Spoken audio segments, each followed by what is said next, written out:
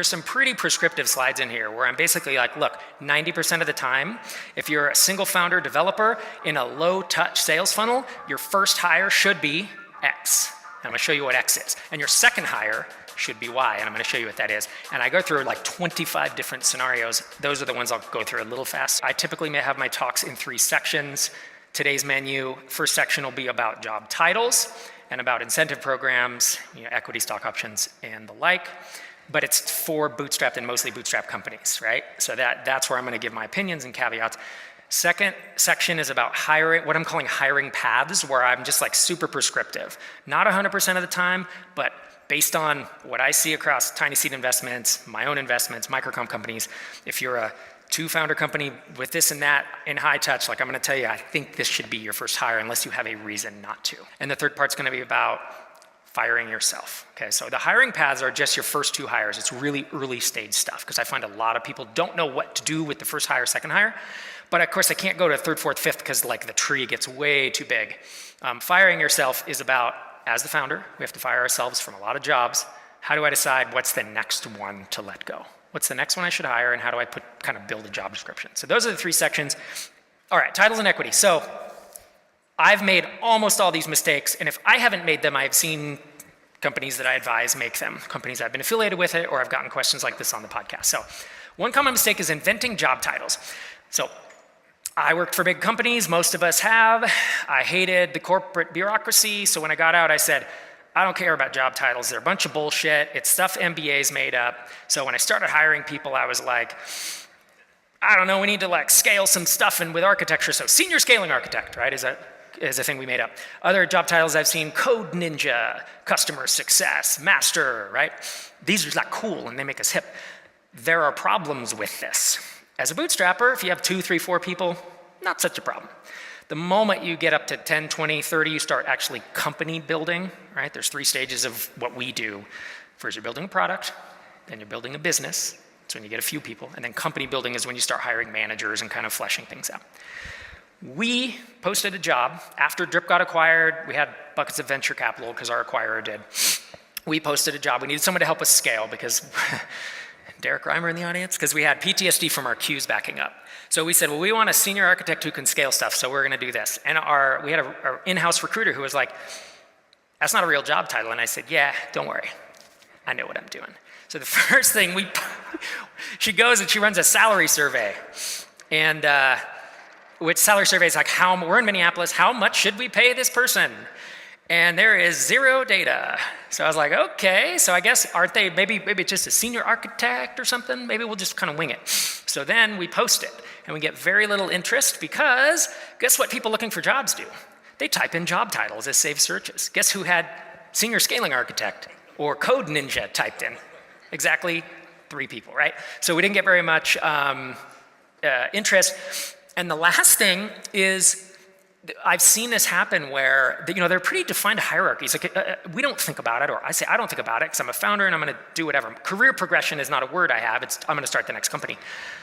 Most developers, most customer success people, they want to advance in their career, and that means getting more money and a higher title, right? They usually care about titles more than we do, I'm generalizing, but if they come out of your org with a title of Code Ninja, Customer Success Master, like it's kind of a disservice to them. They have to now explain what they were actually doing, and what they're gonna say is, yeah, so I was a Code Ninja, so pretty much I'm, an equivalent to a software engineer. Or a senior software engineer, right? That's how they're gonna translate it when they go work for a company with real titles. So I quickly learned the folly of this. Now, not why I was bootstrapping, right? We got up to 10 people with titles, not this bad, but they were kind of goofy titles. And then when we got acquired, I was like, yeah, by the time you get to 15 or 20, this is a problem. So to find out, so what are the right titles, right? Go to Google, go to ChatGPT. I pulled this almost directly from Google. I just said, what is a standard engineering title hierarchy? And are we doing this because we want to be MBAs with KPIs on our TPS reports? No, we aren't. But for all the reasons I just said, I'd advise not making up job titles. There are standard title hierarchies for customer success as well, customer support, marketing. This is just engineering, just to show you how prescriptive it is and how there are standards for this. And it's something, again, I dismissed because I'm a pirate bootstrapper, but like, I would advise you, maybe don't. Other big mistake that I've seen done, luckily I have never done this actually, but I've seen it done, and it's not good. It's elevated job titles. 3-person team, we need our first person. Again, this sounds, I hired, our third hire was a customer success person, but I called her the customer success manager, which was the right role for it. But I saw someone hire their first customer success person, and they gave her the title of head of customer success. Well, she's running it because she's the only one. If you're head of customer success, if you hire another person, they should probably slot under them, right? They should be a manager. And this person had not hired anyone with management experience. So why this person, the customer success person knew what they were doing, that title was not, it didn't match, right? And again, we can say titles don't matter, but they do, because then, okay, so now I have this a misfit, if you will. I have a head of customer success who really shouldn't be managing people. So now I want to hire someone more senior than them, I guess. So now you're the head of customer success, and are you managed by the manager of customers, the director of, like, it just starts janking up your org chart a little quick. Don't want to do this in day one. The other one, and this is, I see this all the time actually, more common than I should, is non-technical founder or two. They get 2-3 employees in, and then they say, I really want someone on the team who's going to run the tech side, okay? I need a CTO. You don't need a CTO. What you need is a senior engineer, or a head of engineering, or a manager of engineering, or a, not a VP, that's too high. A director of engineering would even be too high. Founders should be the only people on your team with a C-level until you hit 50 employees, maybe 50.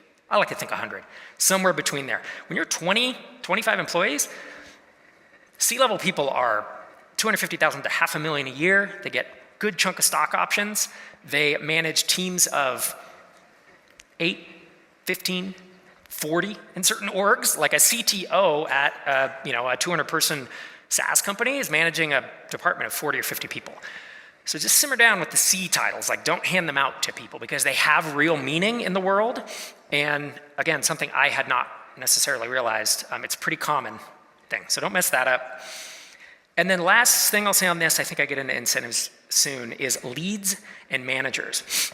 So this for me is something I didn't have my head around. We got to 10 employees. I was managing everyone. Everyone reported to me. That sucked because you're doing kind of one-on-ones once a month or once a week, and you don't necessarily want to get in that boat. So here are my rules of thumb. Leads, so here's a lead versus a manager. A manager is someone who can hire and fire, who can approve vacation, who talks about raises, manages the money, does annual reviews, does one-on-ones, like management, okay? A lead is someone who technically leads a discipline. So a development lead, software development lead, is someone who no one reports to, but they are the architect, right? They are the one who is keeping your code base sane. A customer success lead maybe doesn't manage anyone technically, but they are the leader. When we say, well, what should the customer success policy be, or what should we do next? We look to the lead, okay? The reason it's important to have leads is because you don't hire managers until you have usually 4-ish or 5 people in a department, right? When you're early, you're bootstrapped, you can't afford to hire managers. So my rule of thumb, all right, is that appearing? Yes, is have a lead once you have 2 to 3 in a group. So I was lucky enough that I had a co-founder who was a technical lead. So from the very start, he was the development lead. And then our first non-engineering hire was customer success. She wasn't head of customer success, but she was the customer success lead. She was the manager / lead. And we hired more developers, and Derek technically led them, and I managed everyone, okay? So 2 to 3. And then when you get to about 4 or 5, that's when you've got to think you can't keep growing. Get to 12, 15 direct reports, it will wreck you, or you'll lose people because there's no connection, right? So, yeah.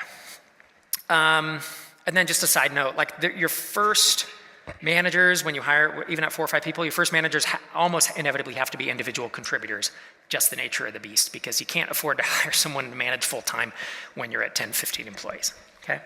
That's my thinking on that. Oh man, I was hoping there was a intermission. All right, I might need to take a drink of water.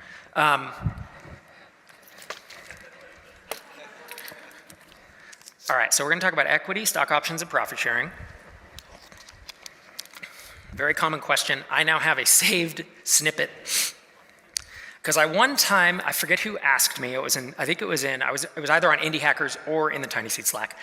And I just started typing, and it just became a book chapter, right? Or like a big section, 1,500 words. Poof, pasted it in. It was like, this is great. So then one of my individual investments asked me like, hey, we're thinking about profit sharing. What are the pros and cons? And I was like, boo. And then when I went to write my book that we keep talking about, I was like, this is great. Boo. So this comes almost directly out of that little snippet. Equity is when you give shares in your company, right? I think we all understand this. There's a reason it's very, very rare to give equity because there's two problems with it. There's a reason Silicon Valley doesn't do it. There's a reason bootstrappers usually don't do it.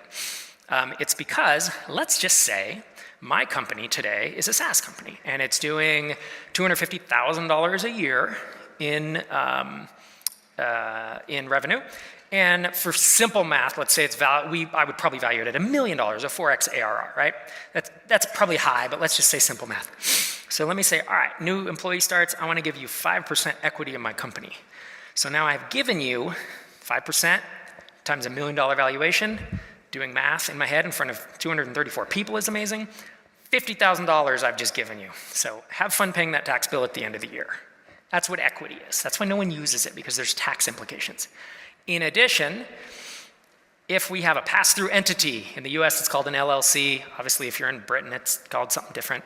At the end of the year, if we make profit, anyone who has equity gets a tax bill whether they get the money or not. So equity becomes complicated. My general rule of thumb, equity is for founders. That's it. I think there's probably an exception here and there. Equity grants usually for founders. Stock options are what Silicon Valley, it's what has become traditional with startups, frankly. A stock option is when I give you an option to buy equity, right? It's the same thing. But instead of me giving it to you, I say, here you go. And when you want to buy this after you've vested, you have to pay a small price called the strike price for this. I'm not going to go deep into what stock options are.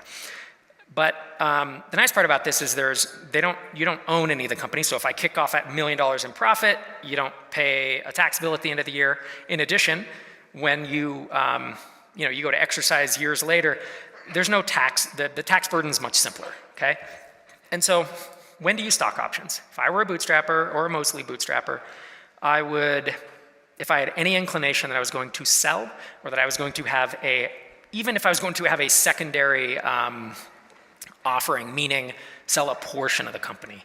Even if I'm thinking, in the next few years I'm gonna sell 20%, 25%, to give some liquidity, I would think about stock options, okay? If I thought I was never gonna sell, which, if you listen to my podcast, I often say everyone sells.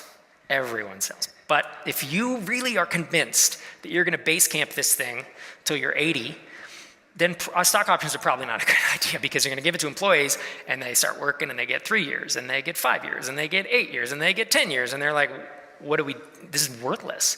Companies throwing off millions of dollars, they got nothing, right? So that's where profit sharing comes in.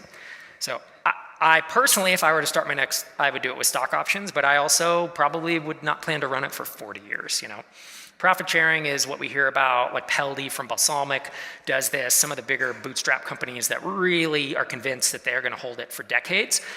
And this is where you offer a percentage of your profits. The best article I've ever seen about this actually is just type in Peldy Balsamic profit sharing, and he gives the whole formula of how he does it. He tried monthly distributions, too much annual. People would wait around too long for it, so he went to quarterly. He talked about this is a really interesting mistake, actually. He said, first employee starts, I'm at 1% profit. Next employee, 0.5%, 1%, 0.5%. And so suddenly he had all this profit out there, and it was like, in retrospect, now what he has is just a pool that goes to all the employees. Usually this starts around 10%. At a certain point, maybe you move it to 15% of all your profits for that quarter. I think he might even have it at 20 at this point, but that's the range, 10 to 20%. I would do that from the start, rather than onesie, twosie, because those agreements just become legacy very quickly. So profit sharing, if you're gonna run it forever. I wanted to jump in here for a minute to say that if you're enjoying this talk, you should consider joining us at our next MicroConf event in New Orleans. We're going to have 250, 260 of your closest bootstrapped founder friends in our exclusive hallway track. It's the best part of the event, and I think it's the best hallway track of any event I've ever been to. You'll see a handful of talks that are highly focused on inspiring and motivating folks, just like this talk you're watching now. And we have our excursions where you can get out and about in New Orleans and meet other founders and connect with them. It's March 16th through 18th in 2025, and at the time I'm recording this, we're already 65% sold out. This event will sell out, so you want to get your ticket at microconf.com/US. Hiring paths. So this is when I get pretty prescriptive. I don't want to spend too much time on this. It can get kind of dry, but as I said at the top, is this 100%? No. Do I think it's probably 90-ish? Yeah, I think so. I would certainly follow this on my own if I were doing it. And I have focused specifically on 1 and 2 founder companies. So we've done, the State of Independent SaaS survey where we surveyed 1,000 people a year, 1,000 founders a year. And 1 and 2 founders covers about 90% of the examples. Once I went to 3, again, I started sketching out this huge tree, and I was like, I gotta stop this somewhere. It's insane. Interesting too. This section actually came out directly from a conversation with a couple MicroConf attendees in Minneapolis. So it was about a year ago, and it was Christian, Jenko, and Shai. And they were saying a framework for hiring, and I was like, how would you even do that? And then I was like, what if I had, choose your own adventure type thing? And they're like, yeah, do that. So that's what this is. Someday I'll figure out a really good way to represent it, but for now we have a table. So what I realized as I started doing this is I started sketching it out, all right, single founder developer, what pattern am I seeing? When do I see it work? And what I realized is if you're in a low touch funnel, and you see it in the upper right, low touch funnel is different than high touch. High touch means I'm doing sales demos, I'm qualifying people, I'm bringing them in, I'm gonna have a lower customer count, I'm gonna have more sales effort, usually kind of lower support effort, all right? Low touch is marketing driven, right? I'm getting a bunch of leads, I'm putting them through a funnel, mostly self-serve. If you're doing demos, it's only for your higher end customers. So let's assume low touch. So if I was a single founder, engineer, usually what the first hire is support. And the reason is because low touch is high volume and support is the lowest value task, right? So we see Derek Reimer runs SavvyCal now, single founder, engineer. His first hire was support. Now he happens to outsource it to a company, but it's still a hire. It's someone who's full-time handling support. And then second hire depends on the space you're in. So if you were to build a marketing automation provider today, you probably need 2 or 3 engineers for about a year to hit any type of feature parity with ConvertKit, Drip, whatever, MailChimp, anything, right? Tremendous amount of engineering effort because that's a very competitive space. So in that case, your second hire will probably be an engineer because you just need to build. If you're not in a space like that, and instead you're in a nice tight niche where there aren't that many good competitors, marketing is what I would go after. Again, it's low touch, so I'm trying to expand my funnel. Someone you're gonna have to manage, you can't hand marketing off this early, but it is someone to do some of the marketing tasks or help you with it. So I'm not gonna spend all that time on everyone, but I want you to see the kind of the logic of how I get to each. And it's not just logic through, I went through literally every company that I have insight into, and I was like, and I either knew their first hire or I asked them. And I started just mapping of oh yeah, that makes sense, that's why, right? So this is it. You also see I have rarity on the right because there are some of these combos that are very rare, and I'm gonna skim through them quick. In low touch, a single founder salesperson. This is super rare, right? Why would you go in low touch if that's what you are, right? So I'll zip through those later. All right, so then this one has 2 founders. We have an engineer, developer, and we have a subject matter expert.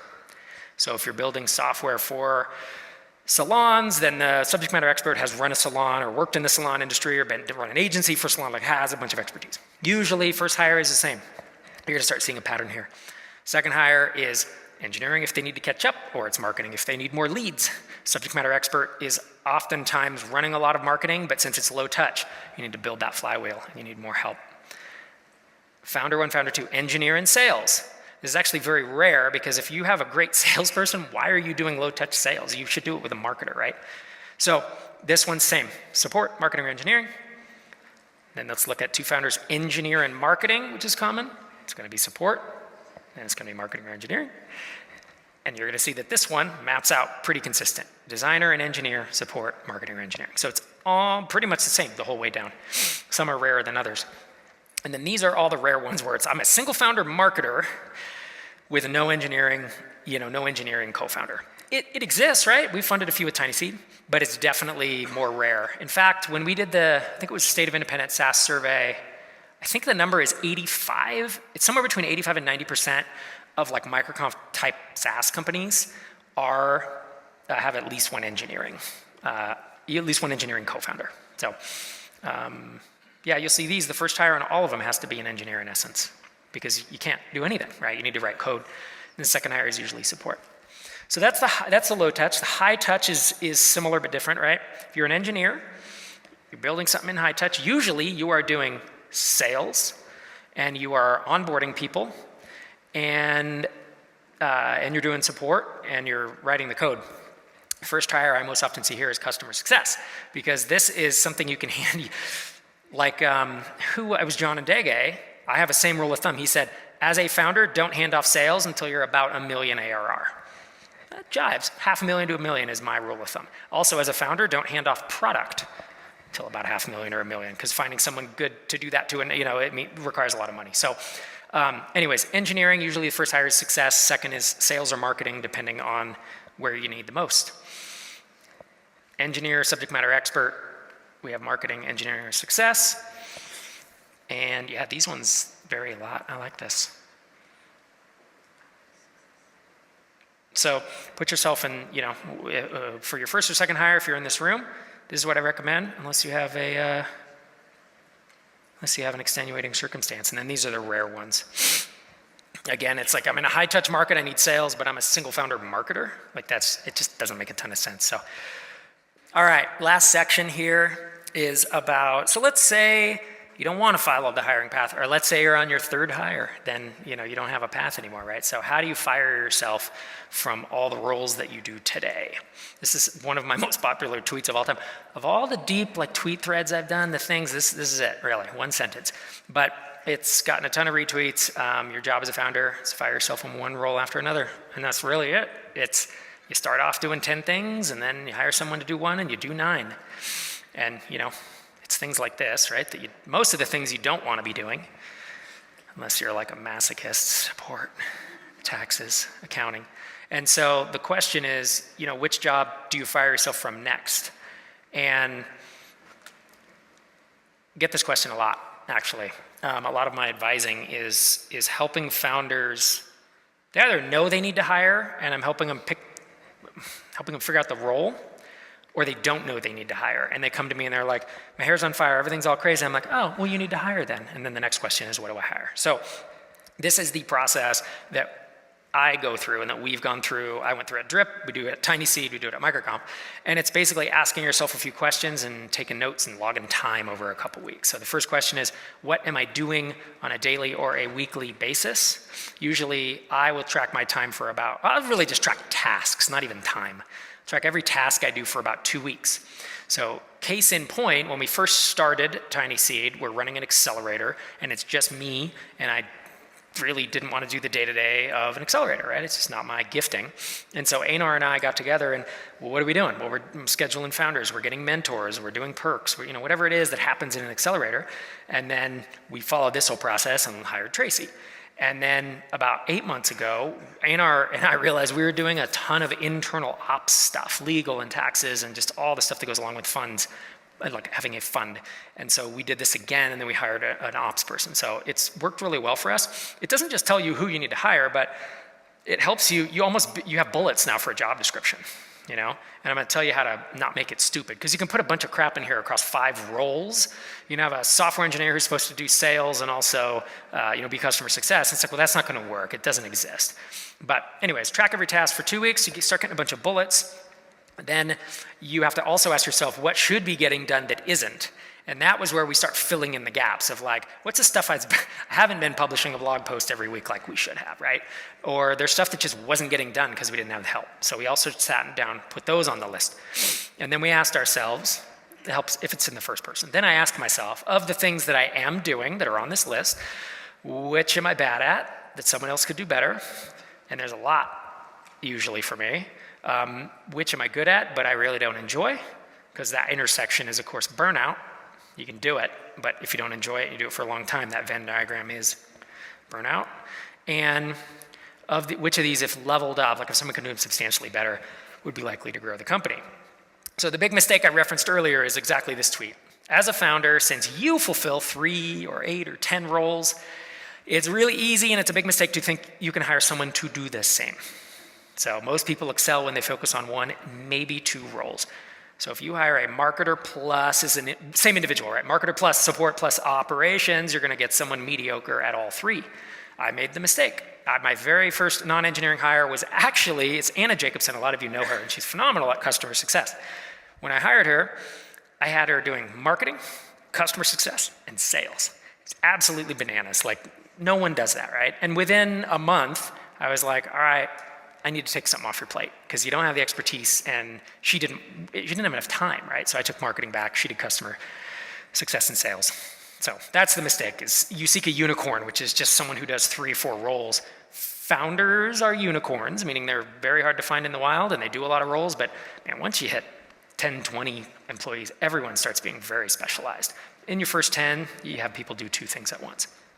The nice part is, I alluded to this earlier, there's only 10 departments in SaaS. That's it. Until you get to 5 million, 10 million, you have BI teams. You know, you can make up somebody's RevOps, whatever. This is it. You kind of figure out how to build the product. You figure out how it's going to look in design. You write the code in engineering. You market, you sell it, you support it, you success it. And then HR, legal, and finance, frankly, are ops for me. They're just all the same thing, but I put them in there. Because if you're doing 100 million a year, like HR is separate from like your legal, separate from finance, right? But the good news is, I have all these bullets, right? You put bullets, bullets, bullets. Holy shit. Well, who do I hire? Well, you want to try to fit it into one of these departments because these are the departments of SaaS, like it or not. So you start to kind of say, well, this is either 1 role or 2 roles that I'm going to combine. But rules of thumb for me are you don't hand off product until 500,000 to probably $1 million ARR. Almost no early stage bootstrap founder hires a full-time designer. If someone's not already a founder, you just do freelance. Let's see, that's 2 of them. And then HR, legal, and finance, you either hire an ops person when you hit about 8 to 12, or you do it yourself for now. Those go away. Ops is very obvious when you need to hire it. So realistically, it's only 5, right? It's like you have these bullets, it's all this random crap. How do you fit it into one of these 5 in a perfect world? Or maybe 2. And I'm going to talk about the only combinations I've seen work, all right? So if you can fit it into one, great. And then it's like, well, I know I need a customer success manager. Quick side, manager at the end of a title means they manage a process, not humans. Manager at the beginning of a title means they have direct reports. Just another rule of thumb. So customer success manager, or if it's a bunch of support stuff, I make them a support rep. In the early days, you will often have to combine roles. And I think this might be my last slide, actually.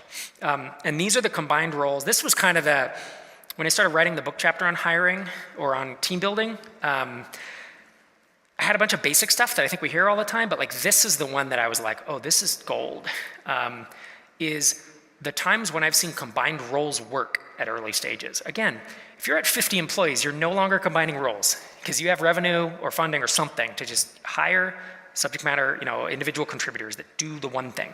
You can't do that in an early stage. But don't cross sales and engineering. No individual that's not a founder does that. Okay, so that's what this is. So I have seen customer success and sales in one person. Anna Jacobson, our first customer success hire, did it. It was great. Works best when they're warm inbound leads, rather than if it's cold outbound, you're paying on commission, it's a different personality type. But customer success and sales can work. Customer success and support. Usually the customer success person is overqualified for the email and live chat, but it is something they do. And when you're at 4 people, it's just what you do. The other one, the sales crossovers, of course, are a salesperson, AE, account executive, who also is doing BDR, SDR work, which is qualifying prospects. This is relatively common. Legal, finance, and HR, as I said, ops person at a certain point. You're just going to combine them into one. In terms of engineering crossover, have I seen software developers or have we hired software engineers who have design chops? We have. Hard to find, but they exist. Have we seen engineers who also have a product sense of what should be built, how it should be built? I have. Not the easiest to find, but take them if you can get them. And then product manager plus a designer is not super uncommon, right? So those are kind of the engineering product things I've seen crossed over. And then the last 2 really are just marketing. Marketing departments are the most complex in a SaaS company. Engineering, you're kind of one of these, you're a senior, you're a junior, you're whatever. Marketing, it's like there's strategy, what should we do? There's actual implementation, what button should I push in AdWords? And there's project management, making sure shit's getting shipped out, and there's just all the mix, right? And if there's 10 marketing approaches, you usually have 5 or 10 people doing them, so it's complicated. But marketing strategy plus implementing 1 or 2 is not uncommon. Usually then you hire out the rest to freelancers, or marketing strategy plus the project management of it. And that's what a lot of founders wind up doing, right? Is they kind of figure out what to do, they stay on top of it, and then you have 4 or 5 freelancers reporting to you. If you enjoyed that talk, you might enjoy this other talk that I gave at MicroConf Atlanta. Go check it out. Thanks for watching.